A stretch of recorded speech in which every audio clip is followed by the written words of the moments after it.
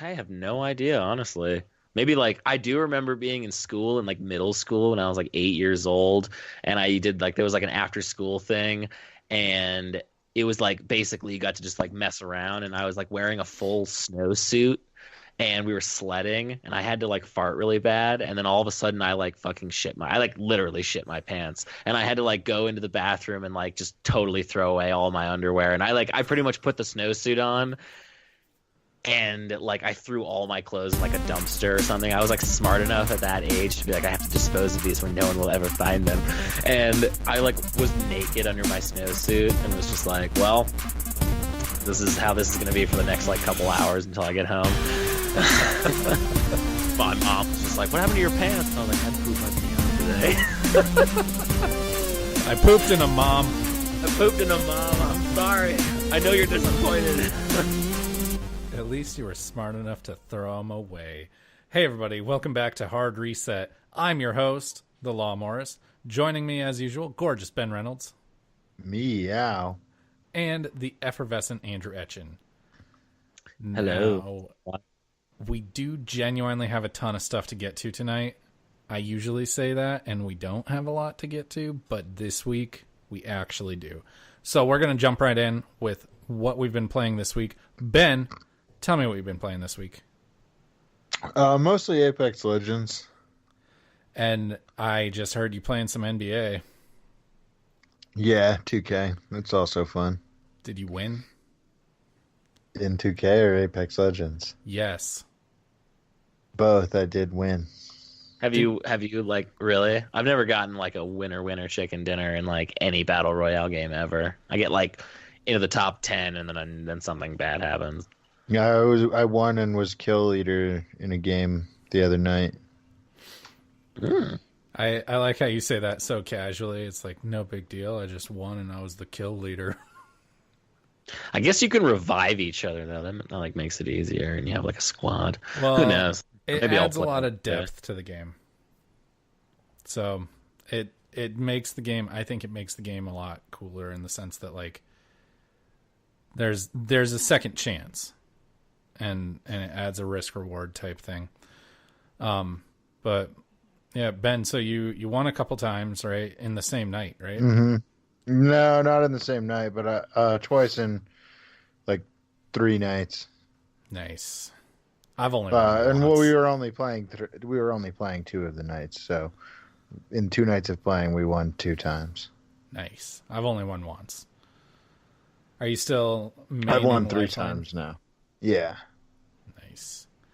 Isn't there like I've heard there's a new hero coming out or a new legend coming out?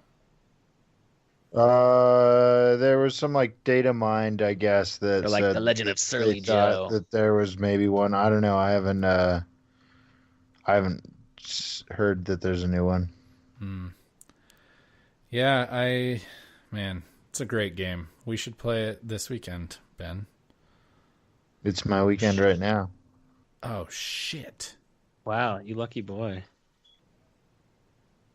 Well, I, on that's the other pretty hand, cool. have another day to go. Andrew, Sad time. what have you been playing? Well, little on and off with Kingdom Hearts 3, and definitely like played a little bit more of Resident Evil 2. That game is really fun, but I pretty much have just been playing what's it called? I've just been playing Metro Exodus like a bunch. I have been playing it kind of in like slow increments, like hour and a half, like kind of increments. I'm definitely gonna play it like a bunch tonight, but it's been interesting doing it in like these little short bursts because like the game is made in a way where like even just something as like simple as like spending an hour and a half just like running to a building and seeing what's in it and like seeing what happens, like it feels like a Fallout type game where it's like this sort of has this open world aspect, but I think they do a really good job of still keeping like every single area unique. Like it does not, you do not feel like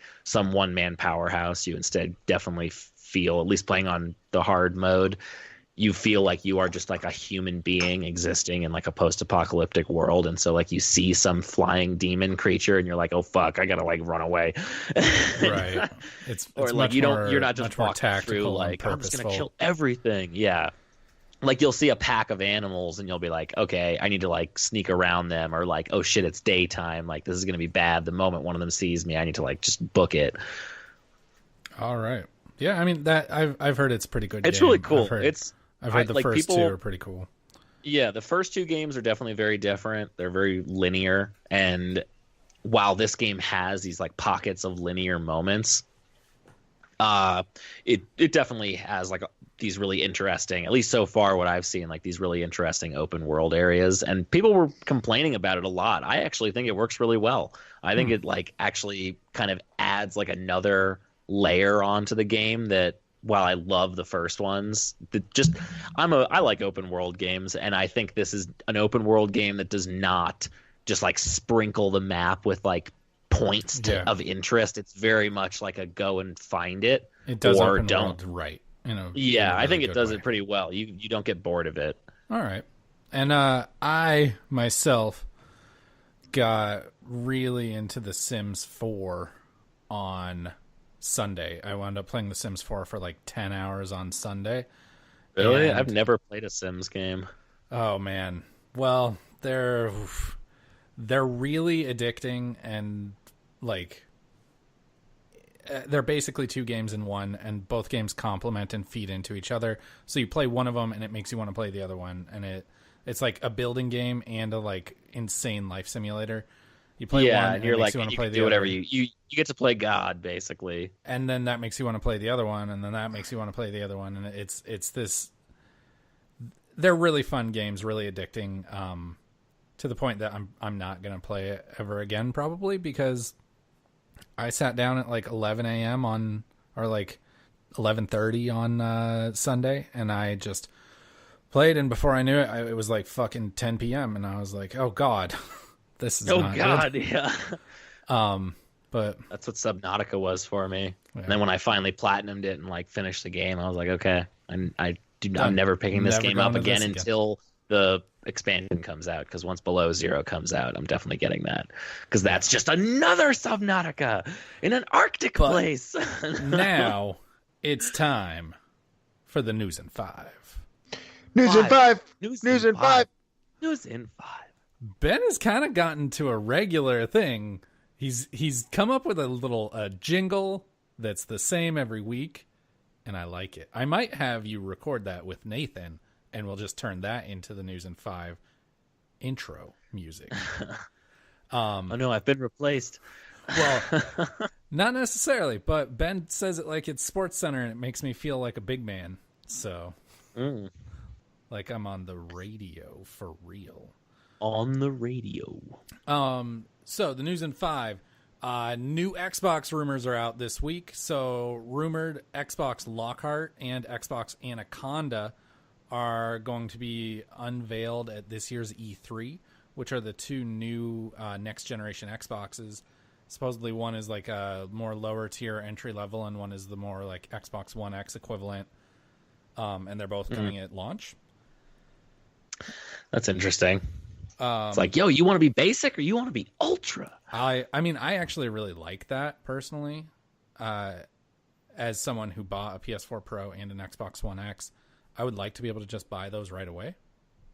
But Oh, definitely. what? So I'm.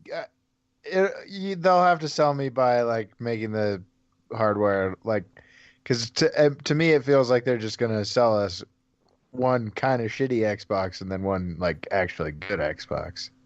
One Xbox and one like Xbox 10R. One Y box. Yeah. We took one of the lines out. Now it's a Y box. I think that's a possibility, Ben. I don't know. I guess I should reserve like until I see them. I shouldn't be making any decisions, but I do like the potential of being able to just buy it right away so that I don't have to buy the base model and then a couple years later buy the premium model. Yeah, but you're gonna have to do that still because of the way that you function.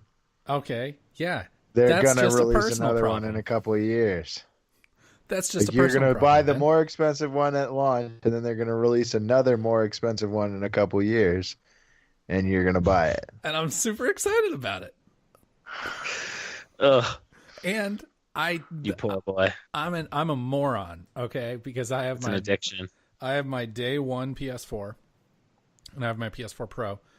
And I just keep thinking to myself, like I look at the empty spot below my TV in my living room and I'm like, I could use a Slim, just round out the lineup.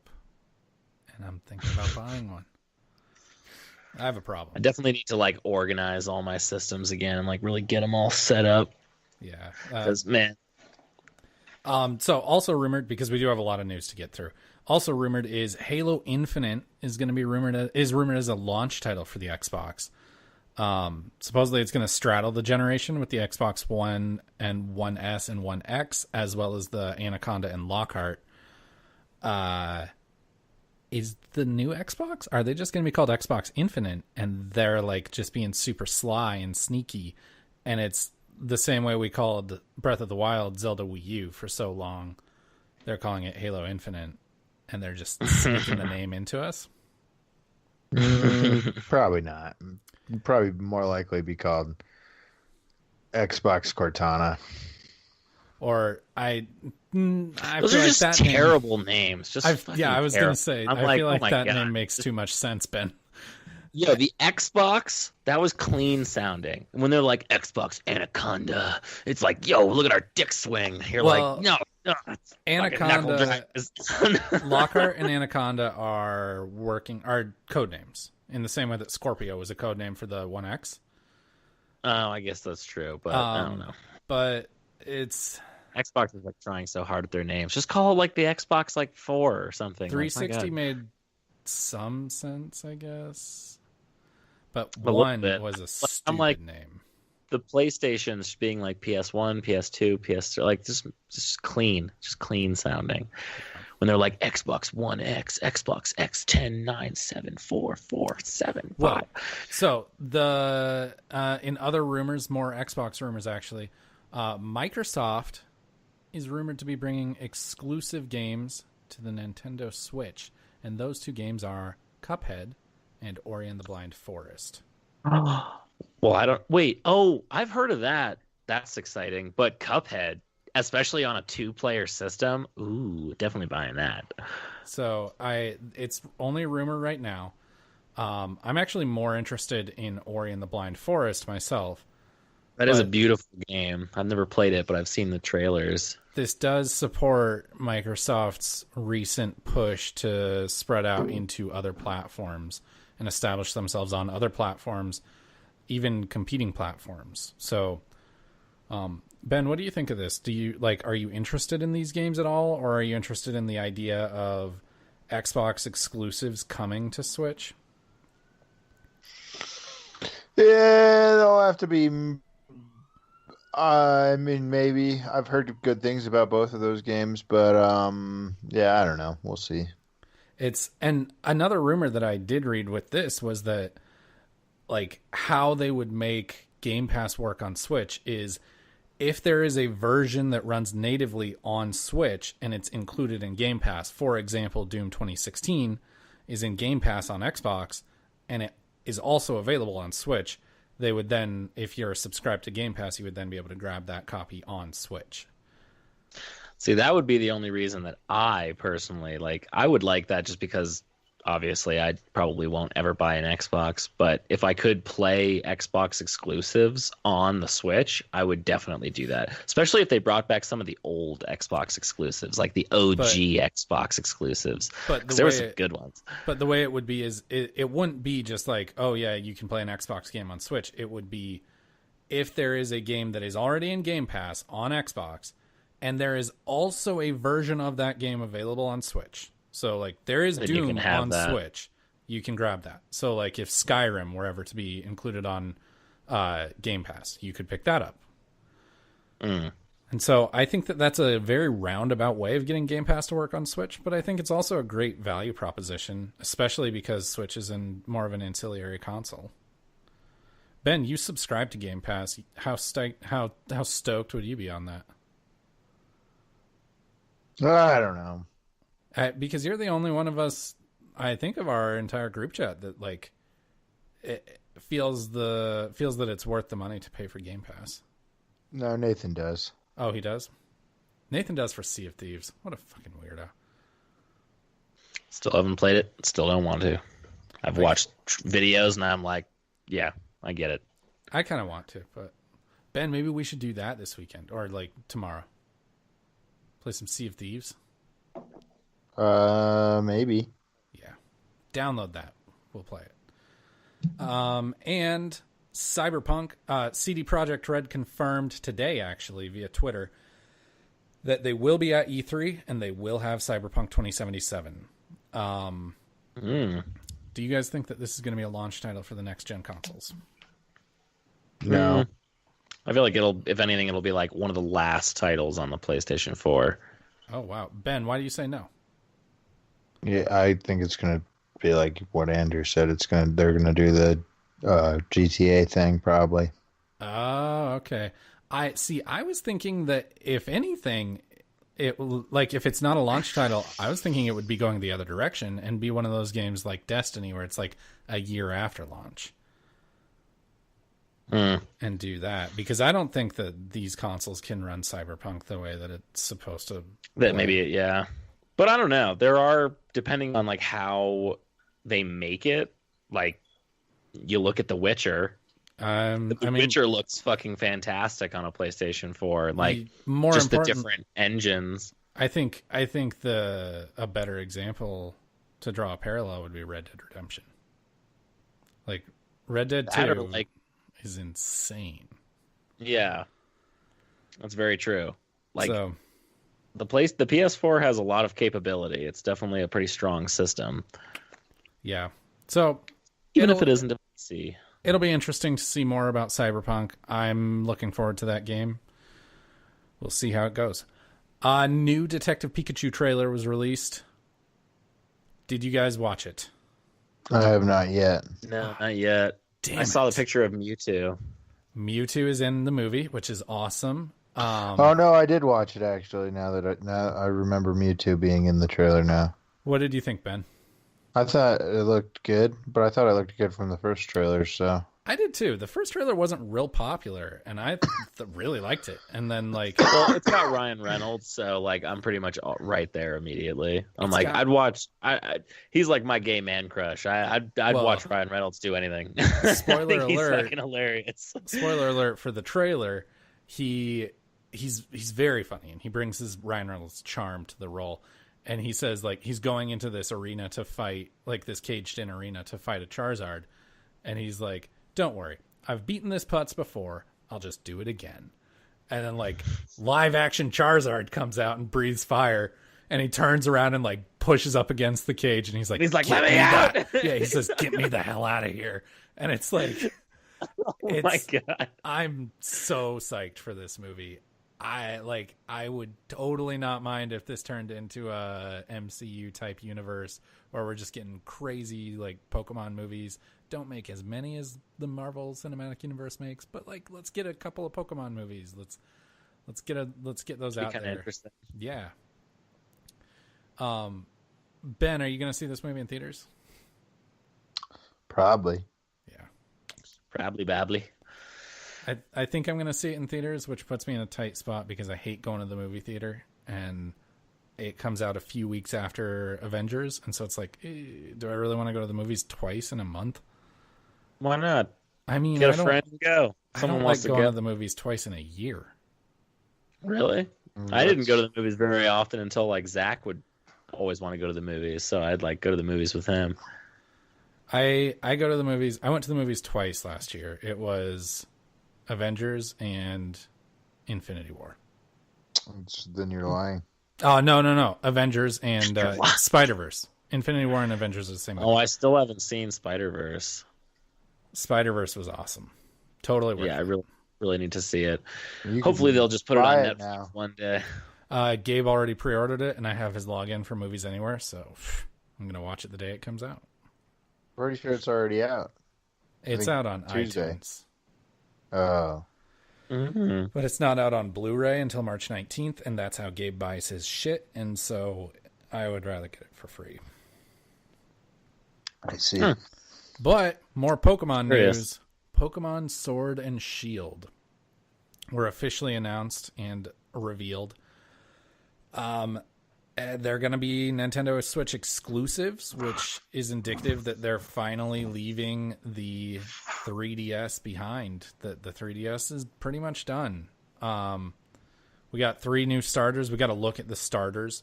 It's Grookey. Is it Grookey or Groki? The grass type.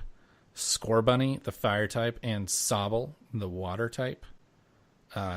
God, they've made way too many Pokemon. Like they've just like run out of names. They're just like, let's just call them like you just like throw a bunch of darts at the dartboard covered in letters, and you're like, all right, we'll call them like this WXYZ. Like, so Ben, you and I got really into Pokemon when we were in college. I mean, we were into Pokemon as kids, but then like we got back into it together in college.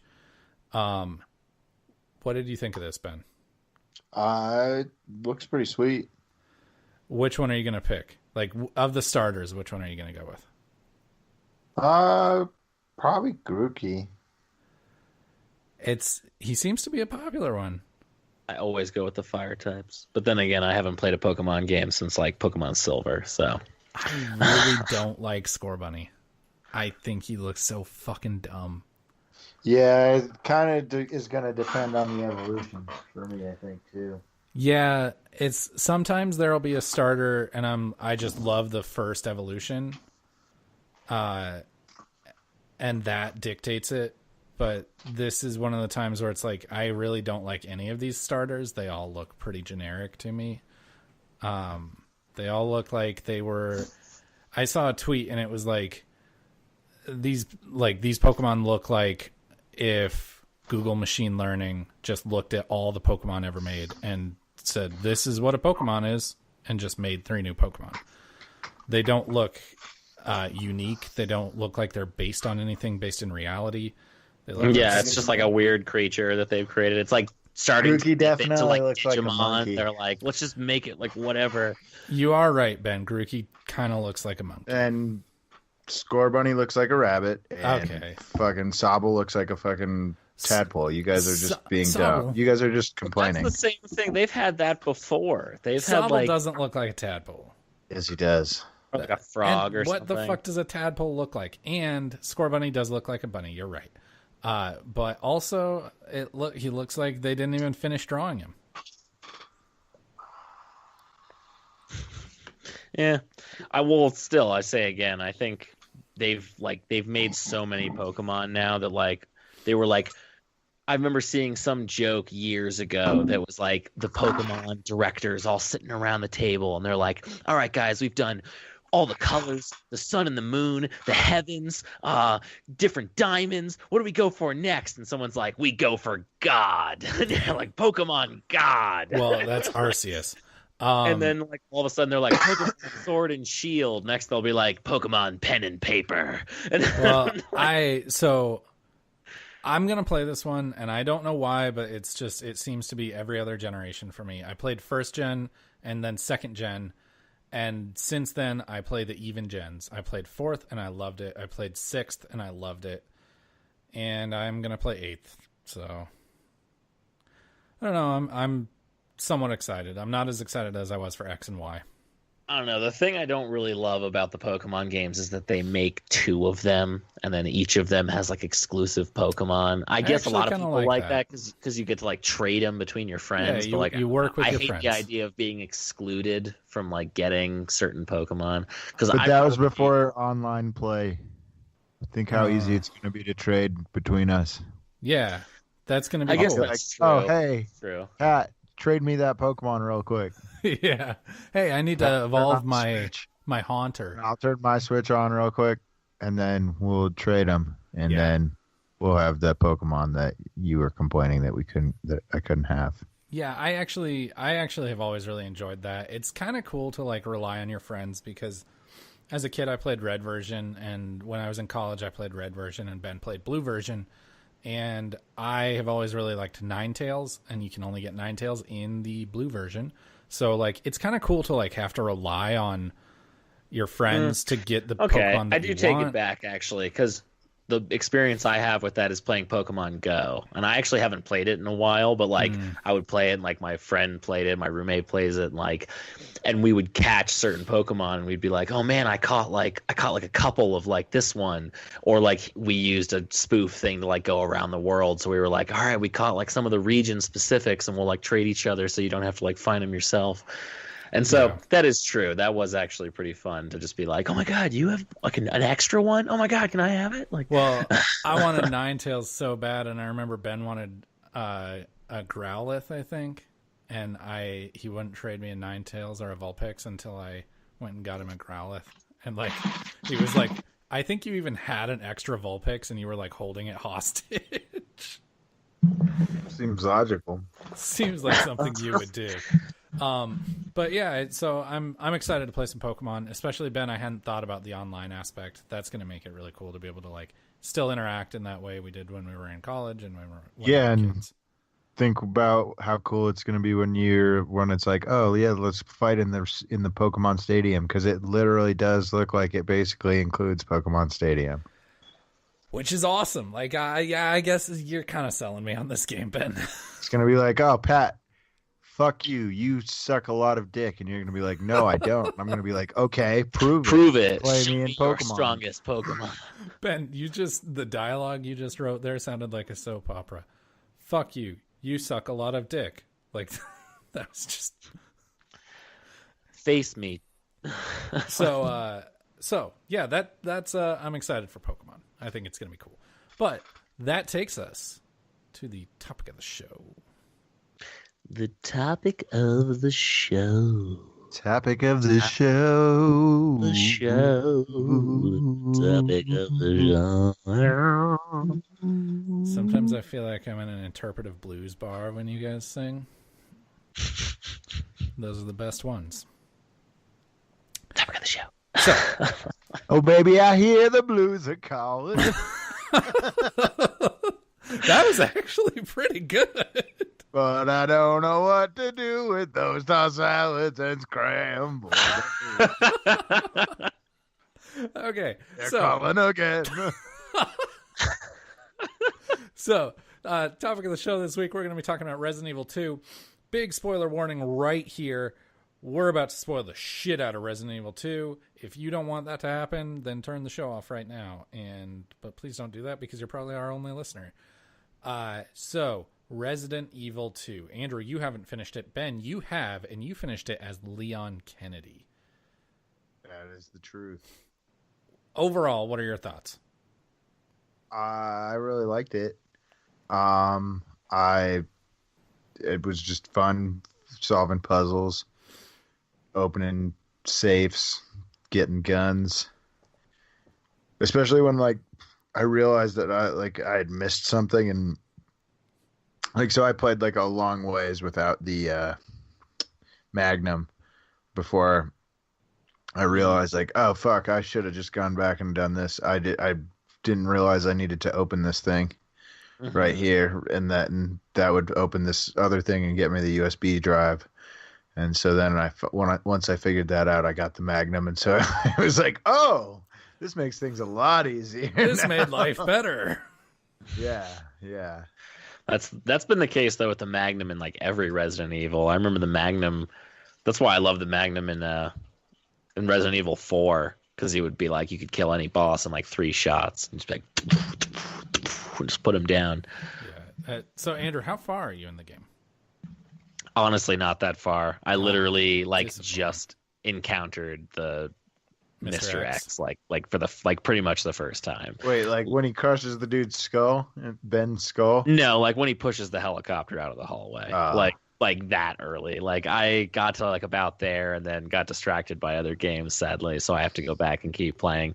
But I had played the game originally on like the PS1, was it? Yeah, and like I don't remember as much of it on the PS1, but I have been there. All right. So you just encountered Mr. X. I thought that was a pretty oppressive and like overly aggressive part of the game. Yeah, he is very annoying. It's like you'll be doing something and like often, you can kind of sneak around him, but like it would just be super frustrating when he would come in the room. I just thought it was just annoying that like he had zero stagger. I couldn't just like shoot him in the face and have him like stagger for a minute and like then run away. He just like marches at you and then just like grabs you and kills you.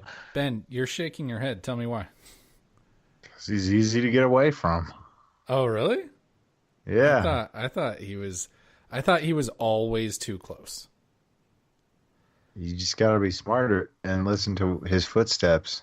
I mean, I do listen to his footsteps, but like I'll be in the photo room and I'll be listening to his footsteps and I'll be like, okay, yeah, he's gone. And then I'll like peek my head out the door and there he fucking is. He's like waiting there for me. And I'm like, God, you dick. And you're like, clearly the not footsteps very that good go at away, listening they to just his stopped. footsteps. Like, I'm clearly not very good at listening to his footsteps. Yeah. If you think he's gone and he's literally right there, then you're not good at listening to the footsteps. So Andrew, if you are going to go back to the game, I would say, pro tip, if you encounter a licker and Mr. X is not right on your ass, kill that motherfucker. Because it will stay there forever until you kill it. Yeah, it's going to stay there, and it being trapped in the same room with a licker and Mr. X is not a good time. it's not a good time. No. Yeah. But I would say that's a good rule for life. If you're trapped in a room with a liquor and a Kill man it. calls him Mr. X, you should probably. You also don't have to deal with him for as much as Leon, because he's not in the police station as much, apparently, or something is what. Oh, that's interesting. Yeah, I do know the Leon story. Like, he doesn't show up he shows up even later, too. Like, I'm pretty sure with Claire, he shows up more quick, like, sooner.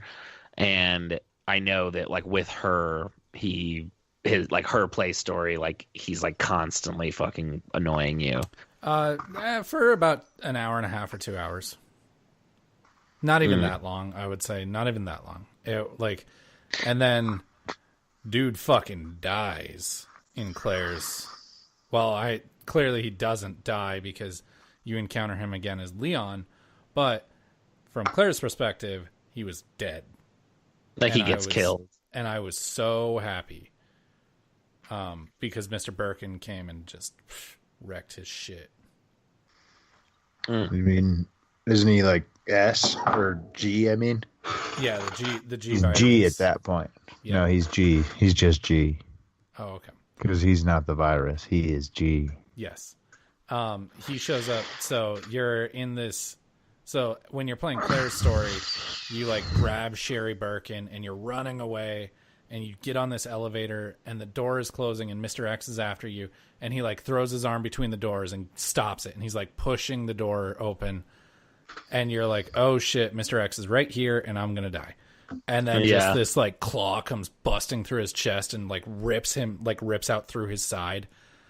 And it's just Mr. Birkin, and then Mr. X just falls dead, and the door closes, and you. Birkin's like the other mutated guy you encounter in the sewer system, like or underground, right? Yeah. Throughout the whole game, he's like the final boss. Yeah. So Andrew, you said that you had done the first boss. Yeah, that's Mr. Birkin. Yeah. Where you're fighting him as Leon, at least down in that like boiler room floor kind of thing, and like that was a cool fight though, because I remember him like going off into the mist somewhere where like all the boilers were like spraying mist everywhere, and I was just standing there in a corner like, fuck, which way is he gonna come from? And all of a sudden he just fucking drops on top of me, and I was like, oh my god, like where the fuck did he come from? You did the same fight as Claire, and it is a pretty cool one. But there are several encounters with G or Mr. Birkin throughout the whole game. But Ben, what would you say was the most like standout boss fight to you? Because you actually got some pretty cool boss fights with Mr. X that I didn't.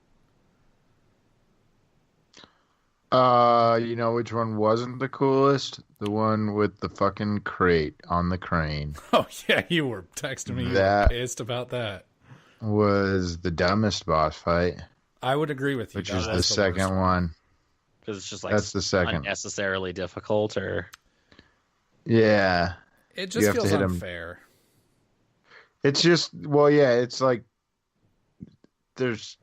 It's just yeah. There's not. It's unnecessarily difficult. Yeah. Mm. But the third one was probably the best.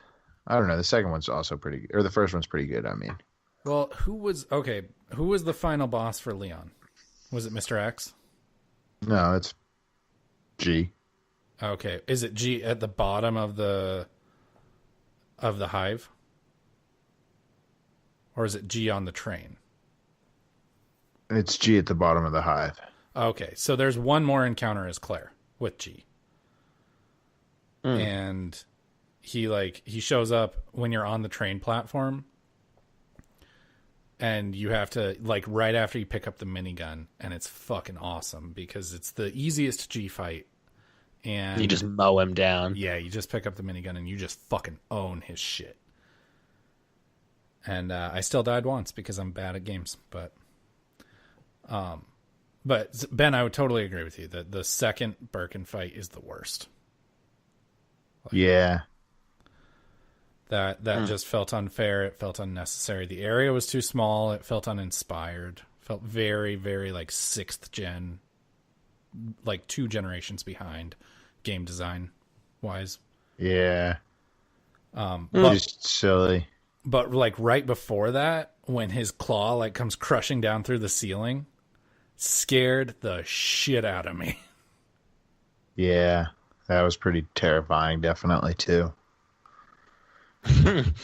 I'll have to keep playing. It's awesome. I thought it was a really cool game. I hope that they make a remake of Resident Evil 3. That would be really cool. But if they continued, I would love a remastering of Resident Evil, or honestly like a total remake of Resident Evil 4, because Resident Evil 4 was probably my absolute favorite of all of them. Resident Evil 4 HD already exists, doesn't it? It does. I own Resident Evil 4 on PS4, and So Andrew, you do too. no, I have it on disc. Oh, you son of a bitch. But also, Ish. Resident Evil 4 is coming to Switch. Resident Evil 4 HD is coming to Switch in May. As well as 0 and 1. That's right. The Origins collection is coming to Switch in May as well. And that's the remake of 1, which is supposedly the best version. But Andrew, if you want to play that, I already have that on PS4. I might, because man, I loved that one. Las Plagas. Oh no, I'm saying I have the remake of 1 digitally on PS4. Oh, I have that too. I actually have one. I guess 0. Yeah. And another one. On I'm not PS4 didn't they port 5 and 6 to PS4 too, Ben? Mm-hmm. I actually have 5 also, if you ever want to play 5. Oh, interesting. I love 5. 5 is like an arcade game though, but it's fun because like you can just get like all the guns to be like unlimited ammo towards the end, and then you just run through levels with your 5-barreled sawn off, and you're just like, Well, just like iterating things. It's good that you mentioned that because the Resident Evil games did take a pretty massive turn away from what they were originally were for quite a while, with like started with 4 and then 5 and 6. But then they kind of got back to the whole survival horror thing with 7. And I really liked that. 7 was a really scary game, and I think 2 hit that perfect balance. But Ben, you mentioned, I know when we were talking about Resident Evil 4, the No Refunds podcast, we talked about how it was kind of scary. What did you think of the scares in Resident Evil 2? Yo, my fish is dead. Oh, rest in peace. There were some Flappy Gills now. there were definitely some jump scares. I got surprised sometimes. Definitely. And there were some when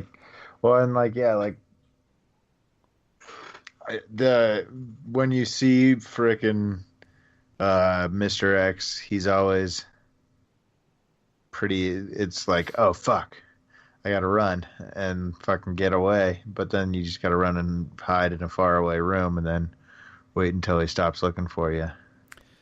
I did that one time, and I was in a room. I think that this was probably the scariest I've ever been, or I was in the game, and it wasn't even like a jump scare moment. It was just I was in this really, really little copy room, and it was shortly after I first encountered him, and I was under the impression, based on the photo room that was a save room, that he couldn't come in little rooms, and so I was in this super little copy room, and I was like, all right, I'm good. And then just like the door just flies open and he just like bends over and walks into the room. Yeah, he does that like yeah, down, exactly. where he like steps under the doorway. And I was just like, and you're like, oh fuck, because this room is so little, I just could not get around him. And he just grabs my face and throws me down on the ground. And I was like, oh yeah, well, you earned this one, Mr. X. You got me. You earned this one. Oh man, like if you have no weapons to escape from him, like there's just nothing you can do. Yeah, I mean, I don't know, it's pretty cool. The God, kind of warming to the Mr. X, to the Mr. X mechanic. Thinking about it, maybe playing it would make me sour on it again. But Ben, you're kind of selling me on it. I don't know. What do you think was the best villain though, or the best like enemy type? Actually, before we do that, what do you think was the worst enemy type?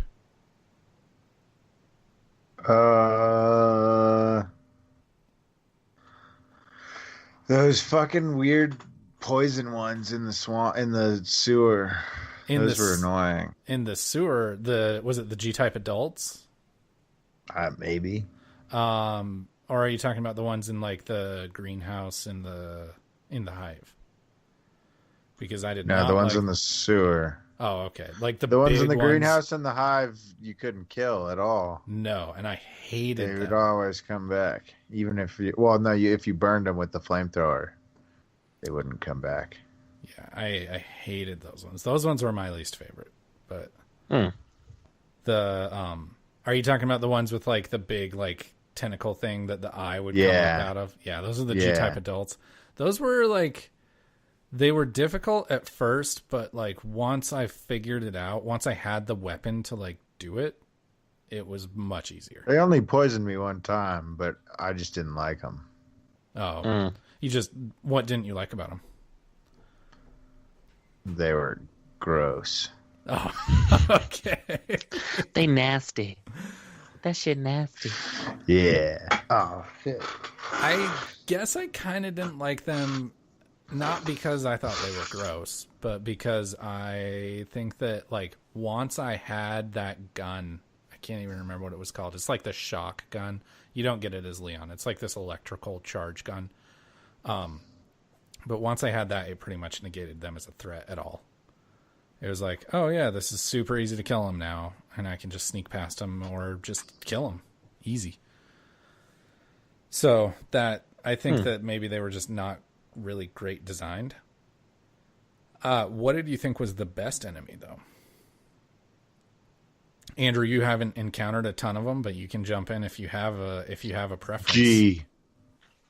He was pretty cool. I'm surprised you didn't say the giant croc. Oh, the giant crocodiles. Cool. The giant crocodile is like a staple of the game. I'd forgotten about that. And that's not in Claire's playthrough. So when I saw that on YouTube, I was like, oh, shit. Like, I didn't get to see a giant croc in the sewer. Yeah, that was kind of a tough part. I definitely died a few times on that one. Yeah. Seeing, like, the fight that Leon has with Mr. X on the like, gondola thing headed down towards the hive. And then I'm pretty sure that's when it happens. And then seeing like the giant croc scene and seeing the scene where Mr. X's hand comes through the wall and grabs the journalist. I am excited. Crushes his skull. Yeah, I am excited. I think there's enough different about Leon's playthrough that I'm definitely going to go back to it for sure. Mm-hmm. But yeah, G was a great villain. I thought, but yeah. I totally agree with you. And like his final form at the bottom of the hive, well, final form for Leon at the bottom of the hive was awesome. Yeah, exactly. And for all you listeners out there, because well, that's all of you because this isn't a video podcast. Ben just did a great impression of what G looks like at the bottom Some of the big hive. crab creature? Like what? He's just got these like giant shoulders and like giant, really long like claws. It's really scary and cool. Whoa. And I almost ran out of ammo fighting him, at which point I would have just been fucked. Yeah, you're like, there's nothing Stab I can him. Yeah, just I got my knife, and it just can, go it up can to him and stab real quick, like, effectively "Ah," 4 and times. then run away, and then and give him little slices. Cut his ankles. Yeah. I'll bite your legs off. But yeah, that was really cool. And then, I mean, probably G was my favorite. I guess I really liked. Oh, there was a villain that I encountered that you guys didn't, and that was the chief of police. And he was creepy as fuck. And like you encounter him when you're playing as Sherry Birkin, and he like locks you in this room in the orphanage, and you have to like escape, and you have to sneak down and try and steal his keys, and you get into like his office in the orphanage, and he's just got the mayor's daughter just dead on a table, and he's like dissecting her. And it's like, you're so fucking creepy and scary, and there's nothing I can do to fight you because I'm like a 6-year-old girl and you're a grown-ass man. Yeah. So that section was pretty cool. Patty's often a 6-year-old girl. Well, thanks, Ben. That's on the internet forever now. But yeah, so where do you think that the series is going to go from here? Well, probably to Resident Evil 3. You think? It would make sense. I mean, it would, but like, it took them so long to do Resident Evil 2 remake because they did the remake of Resident Evil 1 that originally came out on GameCube, and it took them forever to do. People said, "Oh, well, for sure the remake of Resident Evil 2 is coming; it's right around the corner," but they wound up doing Resident Evil 4, Resident Evil 5, Resident Evil 6, Resident Evil 7, Resident Evil Revelations 2, like a bunch of spin-offs, Code Veronica X or whatever. There were like a ton of games, and people were sure that the remake of 2 was right around the corner, and here it is 2019, and we finally got it. I would love it if they redid 3 in this style. I want them to redo 1, 3, and 4 in this style. And then just throw everything else out and call that canon. Call the canon 1, 3, 4, 7. Or 1, 2, 3, 4, 7. But do you guys think, I mean, the obvious choice is Resident Evil 3, but do you guys think they're going to do that or Resident Evil 8? Honestly, they might do both. Yeah, But- eventually. Like But 3 which would do you be a think good comes one. out next? Let's go Probably 8, 3. and I think you're going to play as Nemesis. Ooh, Ben, I like your predictions. They're almost never right, but I like it anyways. Andrew, prediction? 3 would definitely, I think, make sense with them kind of remaking all these first ones. Like they're just trying to kind of round out the initial trilogy. Yeah. Or else they're going to start making video games of the movies. Ooh, Oh god. hopefully not, because that movie was bad. I mean, 6 was terrible. Resident Evil 6 was like the fucking worst game ever. Ben's making a face like let's have this fight again on this podcast too. But yeah, so I don't know. I mean, I would love to see Resident Evil 8 and bring in the story and like Ethan from Resident Evil 7 and really see where that goes, because And Alice. no, woman. Because like Chris Redfield shows up at the end of Resident Evil 7. I would love to see how they continue to tie that game into the Ah, series. thanks for ruining the fucking game for me. Sorry. Does he? That's good to know. Yeah, That's he cool. does. It's awesome. So that like ties it into the whole universe. Yeah, because like nothing is related besides like there's Well, I do know there's a obviously- DLC where you play as Chris Redfield and you go in to kill the like the sun, like the crazy sun, and he's in like a crazy compound, like underground compound that he's built. So the spoilers for the end of Resident Evil 7 now too. At the end of Resident Evil 7, you like fight the final boss, and then the last. Oh, Ben takes off his headphones because he doesn't want spoilers. Then the last, like you fight the final boss, and then the like a helicopter shows up and a guy comes rappelling down, and he's just this total badass, and he says, "Hey, I'm Redfield," and you're like, "Oh, that's it." All right, Ben, you're good. Interesting. I'm curious to play the DLC. I still have not continued. I'm still stuck fucking dealing with Marguerite. 7. Oh, Marguerite was so scary. Yeah, I do not like her. I tipped over in my chair because of Marguerite. So, all right, Ben, you can put your headphones back on. We're done talking about the end of Resident Evil 7. He's not going to hear you. All right. Well, that's our discussion on Resident Evil 2. Are we going to give it a score? Andrew, of what you've played, give it a score. I'll probably give it like an 8.5. Because like the game is really, really well written. Like it's really, really interesting, and like the way that they did all of these creatures and like the zombies, like when you're really shooting stuff, like it feels crunchy. You're really like you feel like every bullet going into every zombie, and then just like, and then like you shoot them in the face, and they're just like and like fall back. Like they're very, very realistically designed. Yeah. So 8.5. Ben, if you had to give Resident Evil 2 remake a score out of 10, what are you going to give it? 700. All right, that's a great score. I'm going to agree with you and give it a 9. So that's not all we've got, though. I want to know what you guys are going to be playing this week. Ben, tell me what you're going to be playing this week. I will probably play more Apex. All right. I like that Apex has replaced your regular of Overwatch. Might get back to a little Overwatch, depending on what Crispy says. Maybe some Sea of Thieves. We'll see. Download it. Andrew, what are you going to be playing this week? Probably going to try and finish Metro Exodus. I'm probably about a third, maybe like halfway almost through that game. But I did actually just buy Starlink on my Switch because it was half off. I was figuring I wanted a little Star Fox action, so I might pick that up for a little while. I've heard it's a little repetitive, but it's a fun fly around, blow people up game. All right. And I think that I'm actually going to dip back into Far Cry 3 and try and run through that again. I don't know why, but I'm getting the itch for a good Far Cry game, and Far Cry 3 is cool, and I have it on PS4, so going to go to that. So you do you.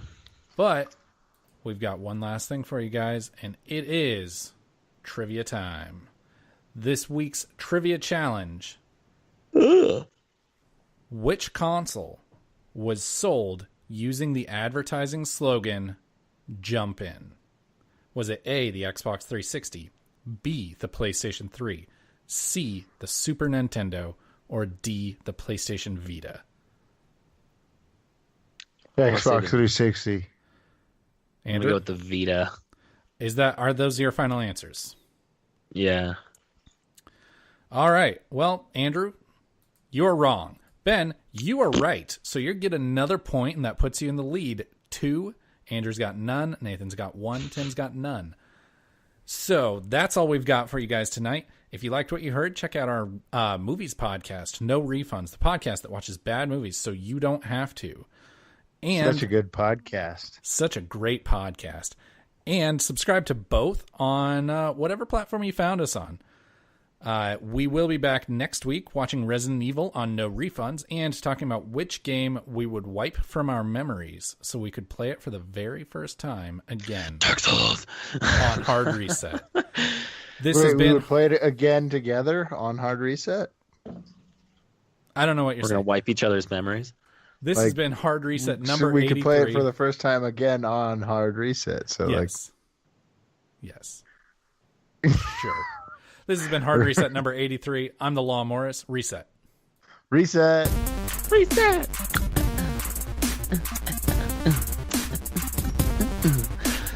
Oh man, if I could wipe any game from my memory.